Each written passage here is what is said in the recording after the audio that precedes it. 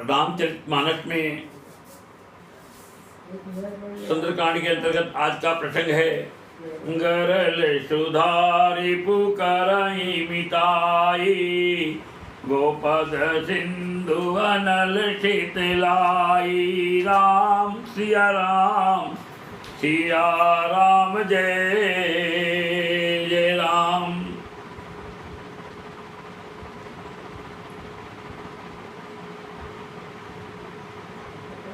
मंदोदरी जो रावण की पत्नी है, रावण को समझा रही है कि उपाय कुछ कर लीजिए, वरना भगवान के जो बाण हैं वो सर्पों के, जहरीले विषैले सर्पों के समान हैं। यदि वो बाण चले तो विषैले सर्प जो हैं विष तो फेंकेंगे, विष से उसके जो विष फेंकने से होंगे वो ये राक्षसों की प्रवृत्तियों का नाश हो जाएगा और बचे कुचे रावण, वो जो सर्प हैं, विषैले सर्प जो बाण के रूप में, वो निगल जाएंगे। मंदोदरी के वचनों को रावण कैसे नहीं मानता, आगे सुनिएगा। रामचरितमानस में सुंदरकांड के अंतर्गत राम बाण आई घन सरिस, निकर निशाचर भेक। जब लगी ग्रसत न तब लगी, जतनु करहूं तजी टेकु। श्री राम जी के बाण सर्पों के समूह के समान हैं और राक्षसों के समूह मेढक के समान हैं। जब तक वे इन्हें ग्रस्त नहीं लेते, यानी निगल नहीं जाते, तब तक हट छोड़कर उपाय कर लीजिए। यही वृत्तांत, इसी प्रकार की बातें बाली की पत्नी तारा ने भी बाली को समझाया था, मगर बाल भी हट नहीं मान करता, मन अपना छोड़ता था।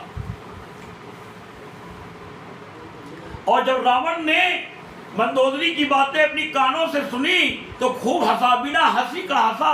उसके अंदर डर भरा है, मगर वो अपने डर को मंदोदरी के आगे कहना नहीं चाहता और कहता क्या है, बिना हंसी का जब हंसा। श्रवण सुनी सठता कर बानी, बिहसा जगत विदित अभिमानी। सब है स्वभाव नारी कर साचा, मंगल महु भय मन अति काचा। क्यों ना डर का स्वभाव स्त्री का हो, क्योंकि तुम्ही से सब पूरा, पति के ही सब पूरा योगदान से ही पूरा घर परिवार राज्य चलता है और डर में ही जीत है। जहाँ पर डर है वहीं पे जीत है। हट करना और अपने आप में बलशाली दिखाना कोई अच्छी बात तो नहीं है। सब है स्वभाव नारी कर साचा, मंगल मऊ भय मन अति काचा। मूर्ख और जगत प्रसिद्ध अभिमानी रावण कानों से उसकी वाणी सुनकर खूब हंसा, यानी और बोला, स्त्रियों का स्वभाव सचमुच ही बहुत डरपोक होता है। मंगल में भी भय करती हो, तुम्हारा मन यानी हृदय बहुत ही कच्चा यानी कमजोर है। और क्या कह रहा है लंकापति रावण, जो आवई मरे कट कट काई। मरकट कहते हैं बानरों को। जी यही बिचारे निश्चर खाई, कंपई लोकप। और कह रही, जिनके भुजाओं के बल से पूरे लोग कांपते हैं, उनकी स्त्री होकर के डरती हो भीरू डरपोक। कंपही लोकप जाकी त्रासा, ताशु नारी सभीत बड़ी हाशा। यदि बानरों की सेना आवेगी तो बेचारे राक्षस उसे खाकर अपना जीवन निर्वाह करेंगे।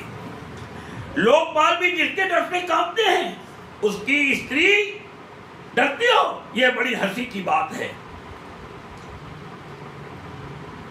अस कही भी हंसी ताही उरलाई, चलो सभा ममता अधिक, और अधिक प्यार लाड़ चाव मंदोदरी के प्रति दिखाता है लंकापति रावण।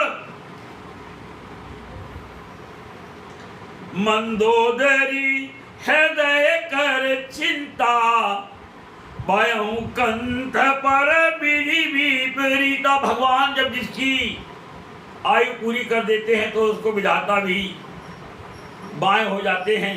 यहाँ पर मंदोदरी मन में विचार कर रही है, रावण ने ऐसा कहकर हंसकर उसे हृदय से लगा लिया और ममता बढ़ाकर यानी अधिक स्नेह दर्शाकर वह सभा में चला गया। मंदोदरी हृदय में चिंता करने लगी कि पति पर विधाता प्रतिकूल हो गए हैं।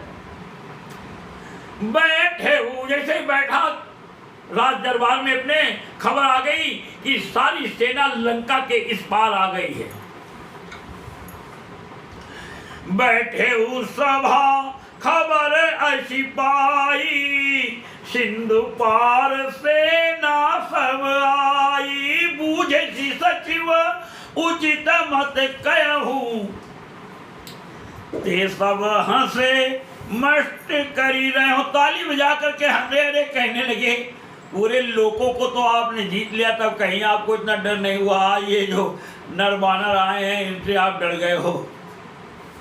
सचिव, ये सचिव वही होते हैं जो राज्य को पूर्णतः चालू करने में, चालू रखने में और राज्य को किसी भी प्रकार की आपदा विपदा से बचाने में कार्य में सहायक होते हैं। वही सचिव, सचिव वही हैं। और ऐसे सचिव अगर देश को चलाने लगेंगे तो राजा मंत्री इनको तो कोई ज़्यादा विशेष राज्य को चलाने का वो नहीं होता है।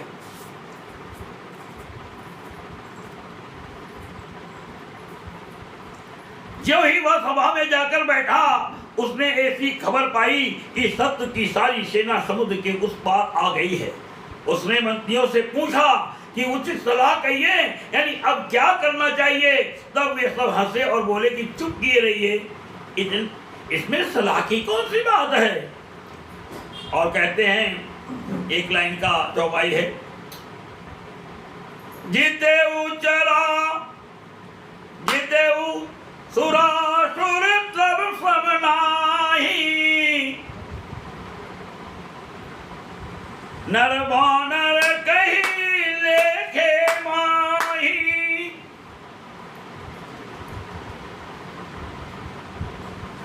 आपने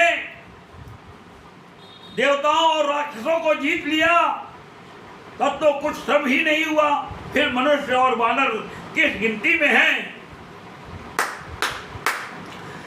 और कह रहे हैं, संपुट है, करल सुधारी पुकराई मिताई, गोपद सिंधु अनल शीतलाई। राम सिया राम, सिया राम जय जय राम। सचिव वैद गुरु तीन जो, प्रिय बोलई भय आस, राज धर्म तन तीन कर होई बेगी नाश। कहते हैं मंत्री वैद्य गुरु, यानी ये राज्य के तीन स्तंभ हैं, मंत्री वैद्य और गुरु।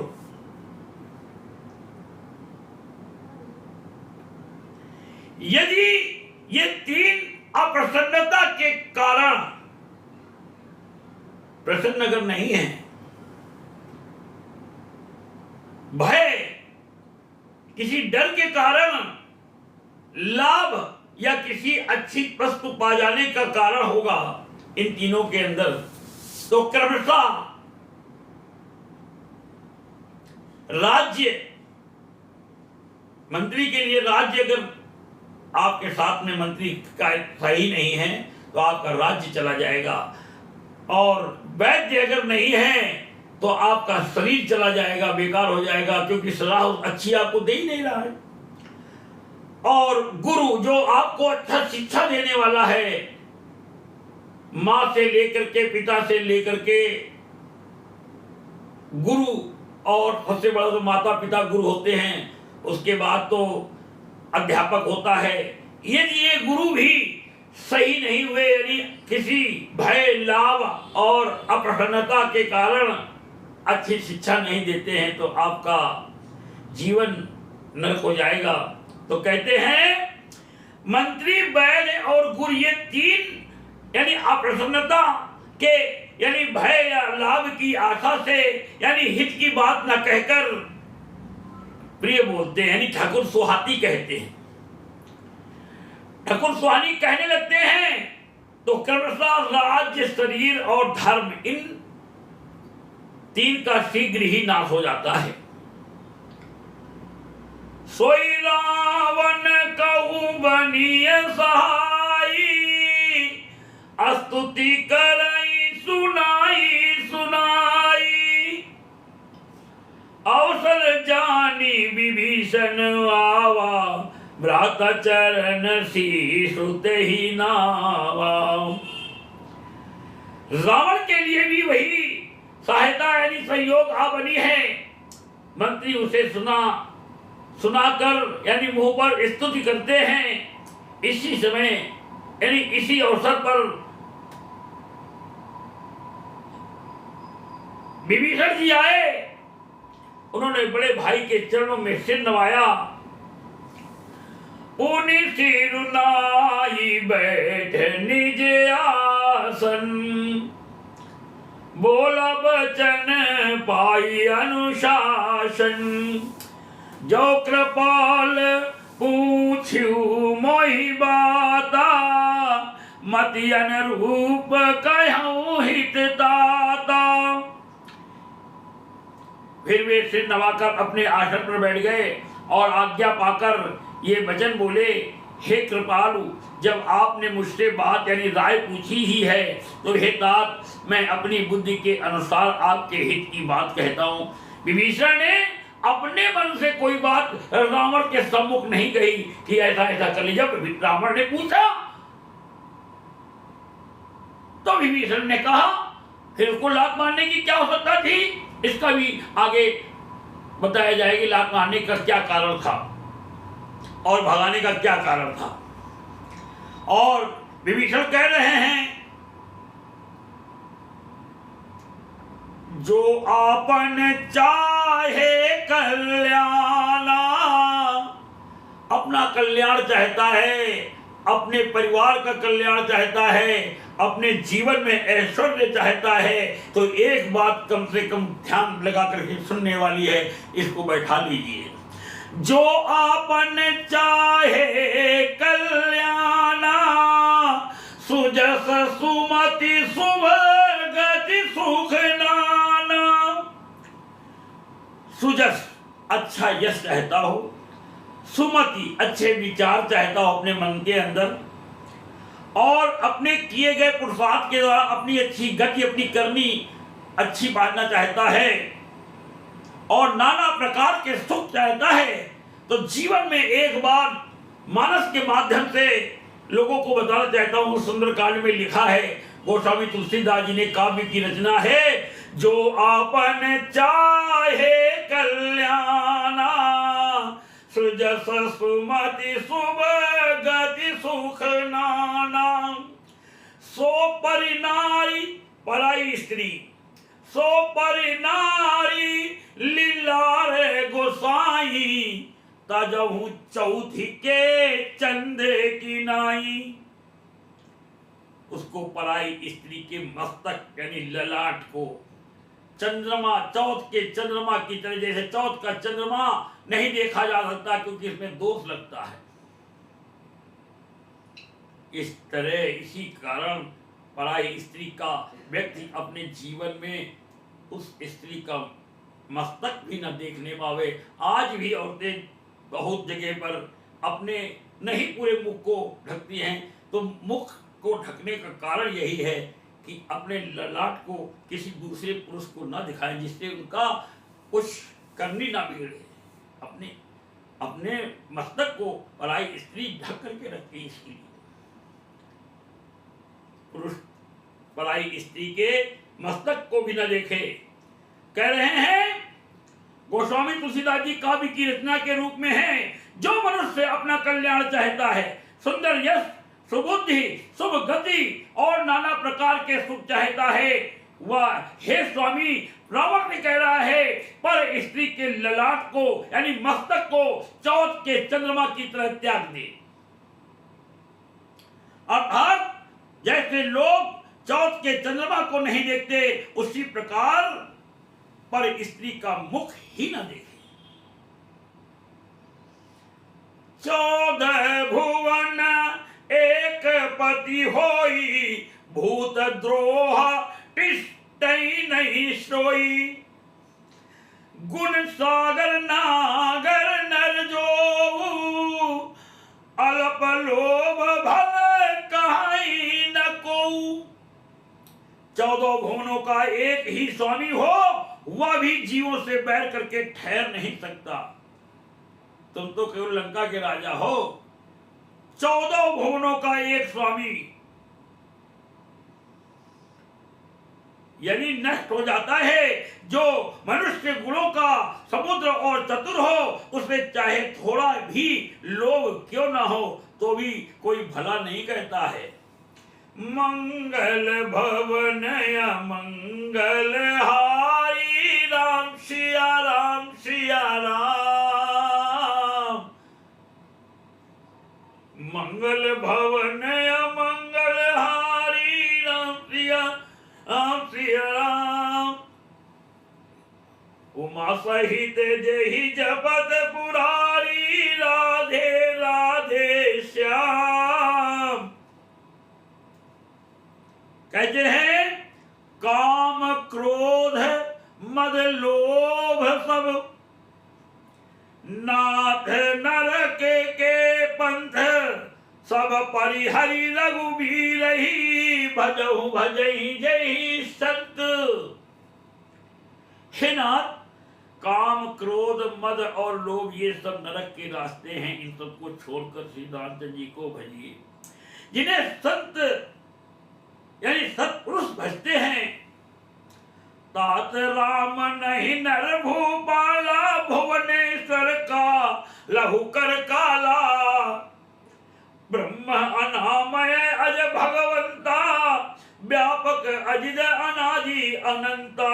हे तात, राम मनुष्य के ही राजा नहीं हैं, वे समस्त लोकों के स्वामी और काल के भी काल हैं। वे संपूर्ण यानी ऐश्वर्य यश श्री धर्म वैराग्य और ज्ञान के भंडार हैं।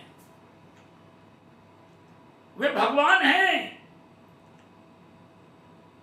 वे निरामय यानी विकार रहित अजन्मा व्यापक अजय अनादि और अनंत ब्रह्म हैं। और कह रहे हैं विभीषण जी, गोदी जदे गोदी जुधेनु देव हितकारी, कृपा सिंधु मानुष तनुधारी। जन रंजन भंजन खल भ्राता, वेद धर्म रक्षक सुनु भ्राता।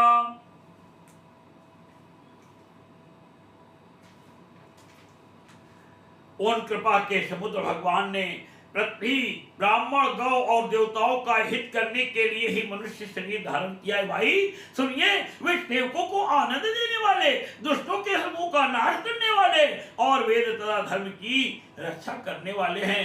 लंकापति रावण से विभीषण कह रहे हैं, ताई बयरु तजी नाई माथा, प्रणतारित भंजन रघुनाथा। देवनाथ प्रभु कहूँ बह देहि, भजहु राम बिनु हेतु सनेहि। वैर त्याग कर उन्हें मस्तक नवाइए, वे श्री रघुनाथ जी शरणागत का दुख नाश करने वाले हैं। हे नाथ, उन यानी प्रभु सर्वेश्वर को जानकी जी दे दीजिए और बिना ही कारण स्नेह करने वाले श्री राम जी को भजिए। शरण गए प्रभु ताहु न त्यागा, विश्वद्रोह कृत अगजई लागा। जासु नाम त्रय ताप श्रावण, तो ही प्रभु प्रगट समुझ जिए रावण। हे लंकापति, जिसे संपूर्ण जगत से द्रोह करने का पाप लगा हो, शरण जाने पर प्रभु उसका भी त्याग नहीं करते। जिनका नाम तीनों पापों का नाश करने वाला है, वे ही प्रभु यानी भगवान मनुष्य रूप में प्रकट हुए हैं। हे रावण, हृदय में यह समझ लीजिए। और कह रहे हैं, दीन दयाल बिरद संभारी, हरहु नाथ मम संकट भारी। राम सिया राम, सिया राम जय जय राम। बार बार पद लागऊं, विनय करऊं दस शीर। परिहरि मान मोह मद, भजहु कौशलाधीश। हे दस शीर, मैं बार बार आपके चरणों लगता हूं और विनती करता हूं कि मान मोह और मद को त्याग कर आप कौशलपति श्री राम जी का भजन कीजिए। विश्व भरण पोषण कर जोई, ताकर नाम भरत यस होई। राम सिया राम, सिया राम जय जय राम। मुनि पुलस्त्य निज शिष्य सन, रावण के पिता मुनि पुलस्त्य निज शिष्य सन, कही पड़ रही यह बात। तुरंत समय प्रभु सन कही, पाई अवसर उतात।